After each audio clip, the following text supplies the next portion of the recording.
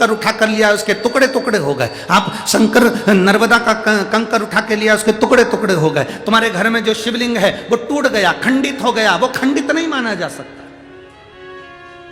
उसको खंडित नहीं कर सकते। उसके 4 टुकड़े भी हो गए तो वो सहस्त्र कहलाएगा, उसके टुकड़े टुकड़े भी हो गए तो सहस्त्र शिवलिंग कहलाएगा, सहस्त्रलिंग कहलाएगा, वो खंडित नहीं कहला सकता।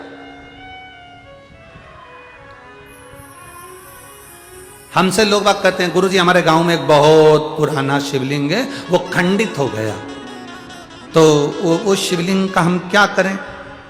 हमने कहा फोटो भेजो जरा शिवलिंग का।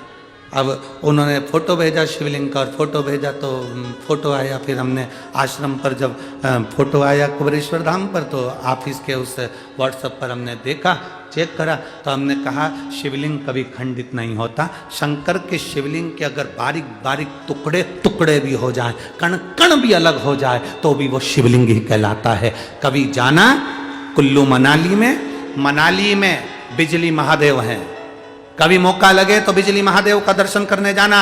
आसमान में जो बिजली चमकती है वो बिजली महादेव पर गिरती है, उसका नाम बिजली महादेव है। बिजली महादेव पर गिरती है तो महादेव के शिवलिंग के टुकड़े टुकड़े हो जाते हैं, इतने टुकड़े होते हैं कि उसको बारीक बारीक टुकड़ों को वापिस जोड़ना पड़ता है। शिवलिंग के टुकड़े टुकड़े हो जाते हैं, बिजली महादेव पर बिजली गिरती है, टुकड़े टुकड़े हो जाते हैं। जब टुकड़े टुकड़े हो गए तब एक परिवार में, उसके परिवार में कोई विकलांग है, वो विकलांग ऊपर जाता है, उसके घर में कोई ना कोई विकलांग जरूर होता है, वो सब दूर से माखन मंगकर ऊपर जाता है, बिजली महादेव के टुकड़े टुकड़े इकट्ठे करता है, मक्खन से उसको जोड़ देता है, जोड़कर 1 लोटा जल समर्पित करता है। फिर हाथी के पांव से भी तोड़वाओ तो वो महादेव नहीं टूटते हैं, उसको बिजली महादेव कहते हैं।